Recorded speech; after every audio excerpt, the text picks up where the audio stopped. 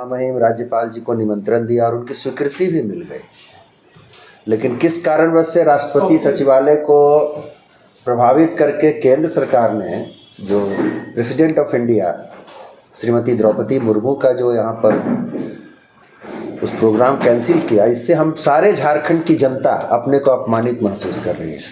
इतना ही नहीं, ऐसा कभी नहीं हुआ। 22 साल का झारखंड हो गया, वो बालिग हो गया है, एडल्ट हो गया है। इस 22 साल के झारखंड में ऐसा कभी भी नहीं हुआ कि राज्यपाल राजभवन से स्थापना दिवस समारोह में मोराबादी नहीं है। केंद्रीय मंत्री अर्जुन मुंडा, उन्होंने भी इस समारोह का बहिष्कार किया। और उस समारोह में का बहिष्कार करना जो है, ये जो है केवल आपकी राज्य सरकार के साथ कुछ खुन्नस हो सकती है, लेकिन इस राज्य के स्थापना दिवस का समारोह है, सबका समारोह है। इसको बहिष्कार करने से तो ये जो झारखंड की जनता को जो अपमानित किया है केंद्र सरकार ने, इसकी हम जो है कड़ी निंदा करते हैं। दूसरी बात जो है कि अभी उसी कड़ी में जो खनिज लीज मामले में जो मामला आगे बढ़ा है और अभी ये मामला ईडी तक गया और परसों मुख्यमंत्री की पेशी भी हुई। संवाद माध्यमों से, मीडिया से जानकारी मिली कि 9 घंटा 40 मिनट तक उनसे पूछताछ हुई। वो क्या है, ठीक है, ईडी अपना काम करे, लेकिन हम लोगों ने, सीपीआईएम ने साफ साफ कहा है कि भारतीय जनता पार्टी जो उनकी बात को नहीं मानता है, जो उनके सामने आत्मसमर्पण नहीं करता है, वैसी राज्य सरकारों को वो अपने राडार पर ले रही है। अब आप देखिए कि 25 अगस्त की चिट्ठी के बारे में आरटीआई हुआ, सब कुछ हुआ। 25 अगस्त की चिट्ठी में चुनाव आयोग ने क्या कहा अभी तक पता नहीं है। और एक हास्यास्पद दलील हमारे राज्य के गवर्नर दे रहे हैं कि वो गोंद ऐसा सटा है कि लिफाफा खुल नहीं रहा है। एक संवैधानिक प्रमुख को इस तरह की बात कहना शोभा देता है। वो छत्तीसगढ़ फुलझड़ी उड़ाने गए हैं दिवाली में, और वहाँ बोल रहे हैं कि दिल्ली में तो पटाखे पर बैंड है लेकिन यहाँ एटम बम गिरेगा। इस तरह की चीप बातें जो हैं राजनीति में, और ये भी एक गवर्नर के लिए शोभा नहीं देता है। अगर हेमंत सोरेन पर खनिज लीज मामले में या सेल मामले में कुछ भ्रष्टाचार का मामला बनता है तो हम लोगों ने कहा कि उसमें कानून अपना काम करे और कानून के अनुसार जो सर्वसम्मत कार्रवाई हो वो होनी चाहिए। तो ये सरकार को अस्थिर करने की जो भाजपा और केंद्र सरकार की साजिश है, इसको हम लोगों ने इसकी कड़ी भर्त्सना की है और अभी आने वाले दिनों में हम इसको वॉच करेंगे क्या होता है।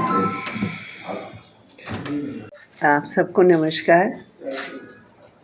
कल जब मैं आ रही थी एयरपोर्ट से तो वो पूरा वहाँ हमने देखा, ईडी के ऑफिस के सामने वो पूरी भीड़ थी।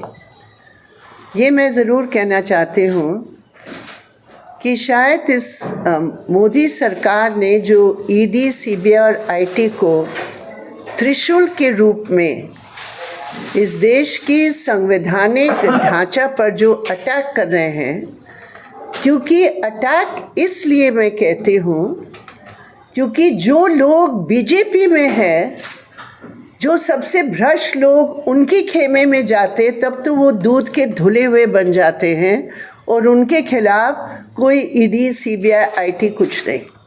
लेकिन जितने भी विपक्ष के लोग हैं, जब तक वो बीजेपी के सामने साष्टांग प्रणाम नहीं करते हैं तब तक ये त्रिशूल उनके ऊपर इस्तेमाल किया जा रहा है। इसलिए हेमंत सोरेन जी के साथ जो कुछ हो रहा है, मैं समझती हूँ और हमारी पार्टी भी ये समझती है, ये एक व्यक्ति का सवाल नहीं है, ये पूरे देश की जनवादी प्रणाली, ऑपोजिशन की रोल, ऑपोजिशन की संवैधानिक स्थान पर ही एक बड़ा हमला है और इसका हम सख्त निंदा करते हैं।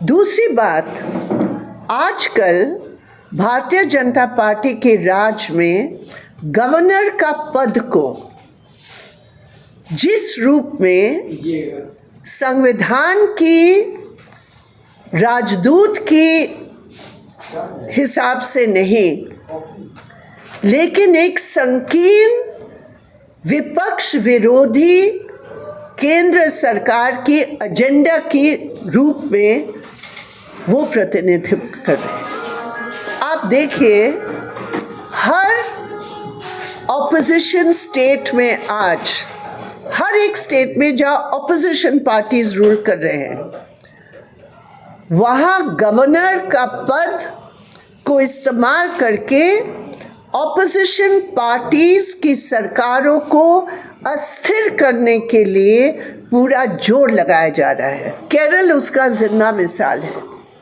रोज अभी कभी हो सकता है कि कोई गवर्नर ये बयान दे, मुख्यमंत्री को आदेश दे कि आप वित्त मंत्री को पद से हटा दो क्योंकि मैं नहीं चाहता हूं उसको।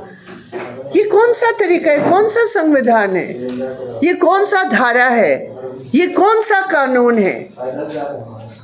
कानून का तो कोई मतलब नहीं है, संविधान का मतलब नहीं है।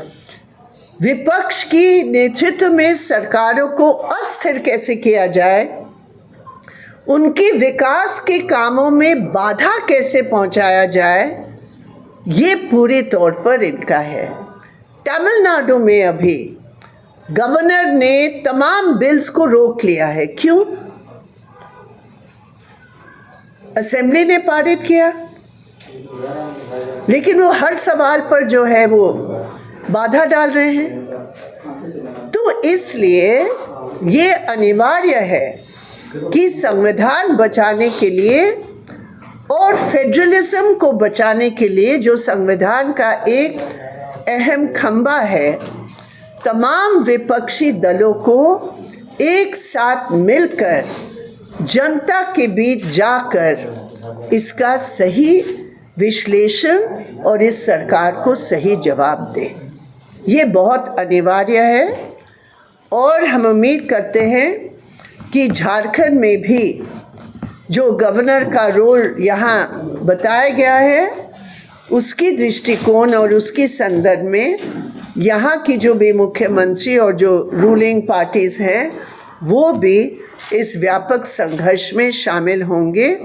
और खुद ही मैं ये समझती हूँ कि यहाँ झारखंड में तमाम पार्टीज जो बीजेपी की इस नीति के खिलाफ हैं, उनकी भी बैठक बुलाकर ये जो गलत गैर संवैधानिक तौर तरीके हैं, सिर्फ अपने बचाव के लिए नहीं लेकिन प्रदेश की हित की बचाव के लिए कोई इस प्रकार की राजनीतिक पहलकदमी करने की ज़रूरत है, मैं ये समझती हूँ।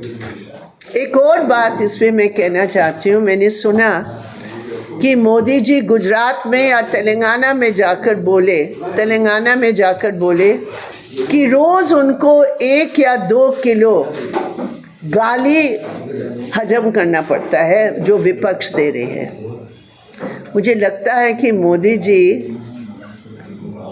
थोड़े अपने मैथमेटिक्स और अरिथमेटिक में शायद थोड़े कमज़ोर हैं, क्योंकि अगर देखा जाए ऐसे कोई दिन नहीं है जब मोदी जी, उनके साथ अमित शाह जी, उनके साथ बीजेपी की प्रेसिडेंट और जितने भी ऊपर से लेकर तमाम स्तरों तक जो बीजेपी लीडर्स की जो भाषण है, जो वक्तव्य है, जो शब्द इस्तेमाल करते हैं, ये पूरे देश देख रहा है कि हमारे जनवादी प्रणाली की जो एक मापदंड होना चाहिए पॉलिटिकल डिस्कोर्स और पॉलिटिकल बहस की, वो एकदम नीचे चला गया।